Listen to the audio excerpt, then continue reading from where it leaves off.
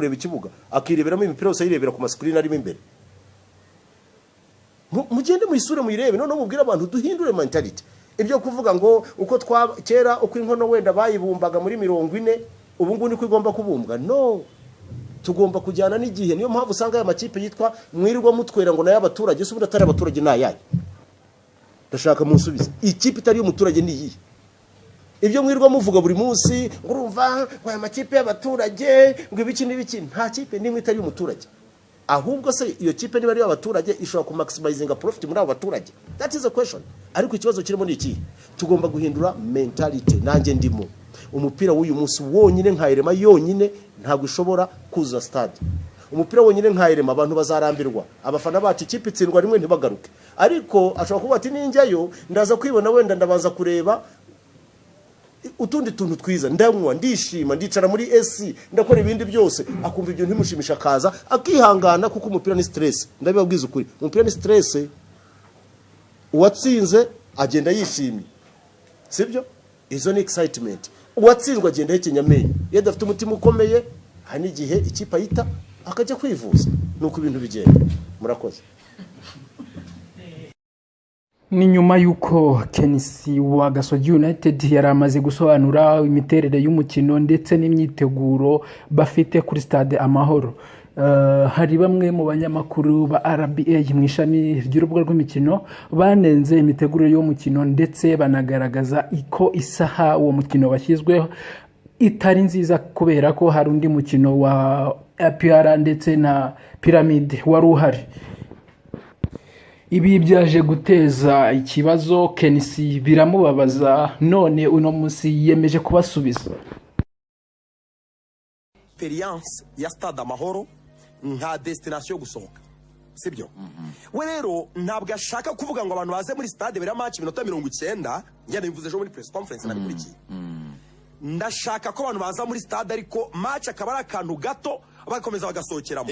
So mitaka birashobora kwerekana kuri screen zo muri stade pourquoi pas abantu banarya banywa nayikarangira ya APR saa 4 abantu bakigira nka saa 5 yabihakanye. Icyo mubwira ntabwo muri iriya stade ari bwo bwa mbere agiye gucururizwa ibyo kunywa mu Mavubi abantu baranywa muri match zo gutaha stade twaranyweye nejo bazanywa nejo bundi bazanywa ntabwo icyakabiri aranibeshya aba DJ niba ari bubazane arazana na sound kuko sound ya Stade Amahoro je ntago na enjoying terrible yo ni enjoying umuziki ikindi baraba DJ ni inshuti zanjye turahorana ibiraka baba bifitiye match igomba kurangira banyanyagiye ariko ashobora yafasha umuntu abahaye amafaranga twaraganiriye byihorere nta kabari muri Nyarugenge kajafata ubwishuro ryo habe Marno habe Sonia habe Briane habe Kaspi habe MC Muyango habe bande boss match no kurangira banyanyagiye reka mbaza akabazo kwizigi uretse ibyo mvuze ku makuru mfite mwe mutekereza ko KNC inyungu yaba yabikoreye iki ku nyungu zihe none mutekereza ko yababikoreye iki inyungu za KNC d'abord kugira ngo KNC yungukire muri uyu mukino nuko match ijya saa 12 z'umugoroba bitari ibyo nta agahamagara bakazabona n'imwe bakaba bageze kuri stade bakamwa ko kantu ka refresh cyane muri half time bakanywa tukareba match saa 2 abantu bakanyanyagira bakajya kurebera mu Migina bakajya kurebera Remera bakajya kurebera Kacyiru kurekura abantu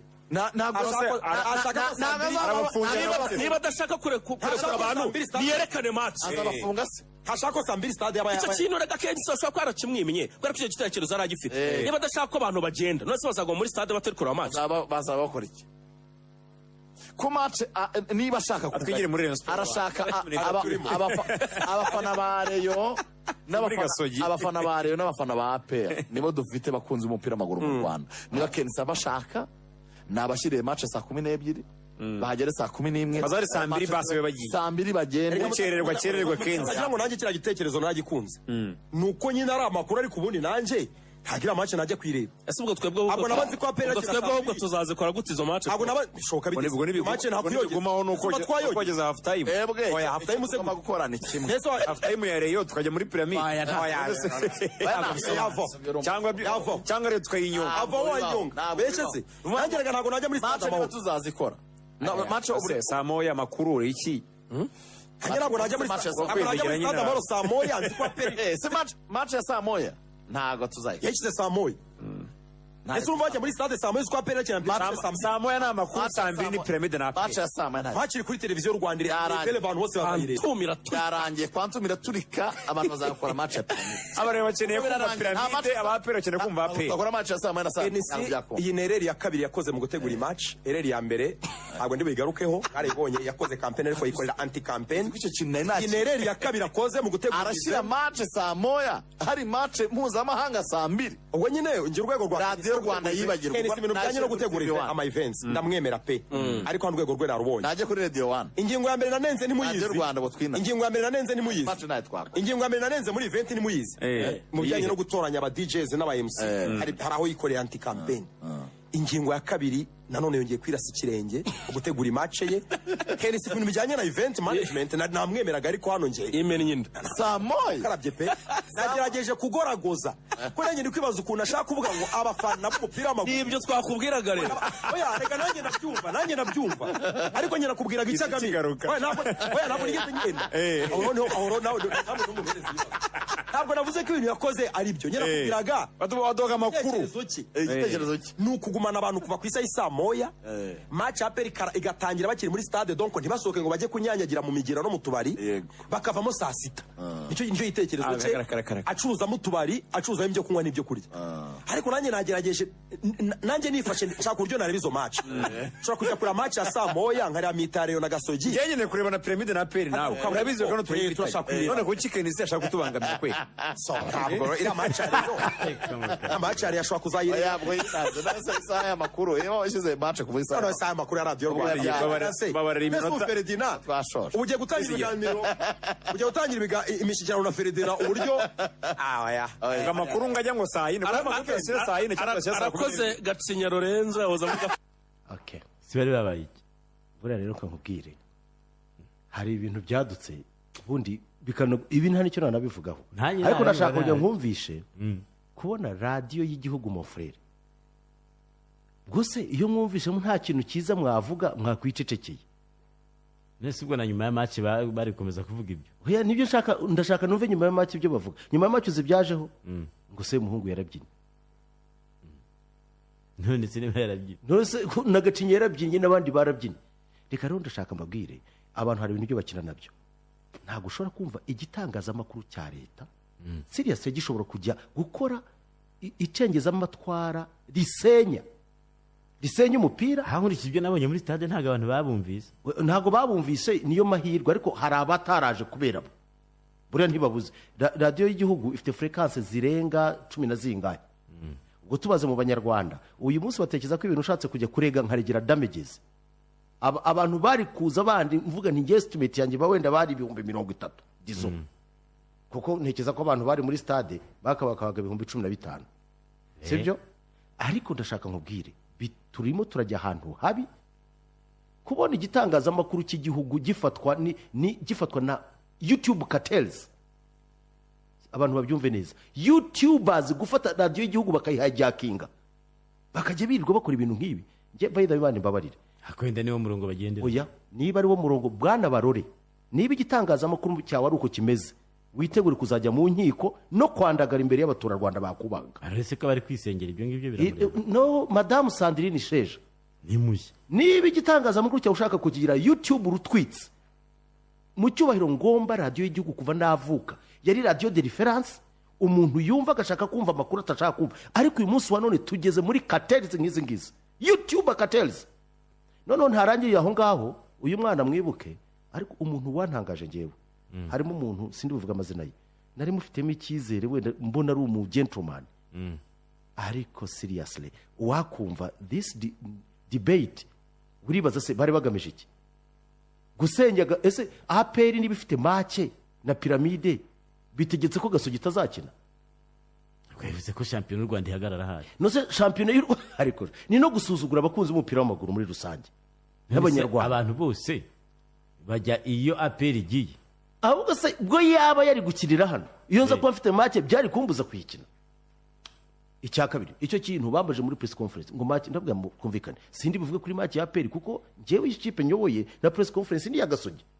Ibya APR mwabahamagara hiri muri Egypte mukabibaza kebeza ibyayijya. Ese icyaha Kenisi yakoze cyo gukina saa moya ni upanga amasaha ndibaza ariko se aba bantu ntibashobora no kubaza wenda ligi babaza bati se ninde upanga karandiriye ninde upanga amasaha ya make njye leta mu kuri kwibana Angeli nubwa mbere uvuze ibintu nseka kuko ibi ngiye abantu bazatwereka imitekerereze yabo tuzayibonera hano hari igihe ukora ibintu uvuga ngo uri muri ica umuntu ugasanga we ku giti cyawe ahubwo uri muri hemukira iyi match yabaye success ku rugero ntekereza yuko njyewe ntakekaga dukora iyi match narwo ndabagitinga ko abantu 10,000 bashobora kuza muri stade kuko muri pere ntiwabashyiramo abantu bari hariya wabashyira muri pere 3 nabwo ntugire ikindi kintu ukora icya kabiri ubwo uritonda ukavuga ngo twebwe ngo ntituzajyayo utaza nka biki uraza se itike waguze ko n'ubundi winjira ku buntu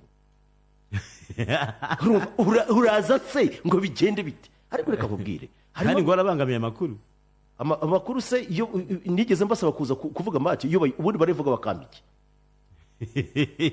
tuvugisha ukuri hari ikintu ntibayivuga bakamamazamo ibyabo hari icyo bampandikije ari cy'icumi ahubwo narigi hagarika ibyo bintu ni nako kamenyero abantu bazana ku bandi umuntu turagerageza turavuga tuti football turimo turaruzinga what can we do dukore experience umukuru w'igihugu aduhaye stade nk'iriya tujye mu bantu baba negativiste nk'aba ngaba umuntu arangiza ajye kwandika ubusa ngo nabo ese ubundi nkubaza hano ni hehe habujijwe umuntu wese kujya muri stade kureba umupira umbwire ninde ubujijwe kujya muri stade hari inzego z'umutekano sibyo none mbona n'ibyongereza bipfuye stadium used to be the best place for the children iriya ni creches is it a kindergarten batwereka na level of understanding y'abantu umuntu ari expose expose ubwenge bwe buke imbere y'abantu uyu niwe muntu wanditse abwira minisitiri ngo nta zoga zaze uyu munsi arongera yaradutse atangira ibintu nk'ibi Radio Rwanda igomba kongera gusubirana sanity ntabwo ari ukuzana YouTube cartels ira radio tuyifiteho stake ni yacu ni y'igihugu turayisorera nta n'ubu nkweretse facture z'umuntu ibyo atanga kugira ngo ira radio function ariko urafata radio y'igihugu ukajya gusenya igihugu ugasenya umupira bwana Rudo this is too much ntago dushobora ababishinzwe bose bafite stake muri radio y'igihugu niba radio y'u Rwanda ishobora guhinduka YouTube bashobora kuyihijackinga bagakora ikintu kimeze nka tabloid journalism yo gutwika no gusenya ubu nk'umuntu wumva hano seriously kuko wakumva iyi injustice yakorewe Gasogi kuri radio y'igihugu kweri birakwiriye is it fair wenda dushimire ko of course Gasogi yagaragaje ko iri big nabandi nshimira n'izindi media twakoranye dukora ibintu byacu biba successful reka nshimire na minister wa sport na ministeri badufashije kandi baranaje nshimire federation yadufashije ariko reka n'ibindi bitangazamakuru navuze n'ibindi bitangazamakuru byadufashije ariko basi reka nitangira akantu kamwe niba wumva nta kintu ushaka kuvuga please keep quiet kuko birababaje none byakabaye biba ukavuga wenda ukavuga ko ari undi ari YouTube cyane yabikoze ariko radio y'igihugu ifite frequences zirenga runaka yicaye ku ikipe nka Gasogi ubu se tuvuga ko mu Rwanda abafana bose ari abari Sport na APR kandi barivuga ngo reka twigire kuri Rayon oya ngo nabo ntibaze ngo bajye gushinyagurira APR kuri radio y'igihugu oya ndakubwira kuri radio y'igihugu mon frère bwo niko babyumva barangiza ararangije isoni ziramufashe agiye hasi make yarangiye atangiye gufotora ibyo afotora ngo ashyira kuri Twitter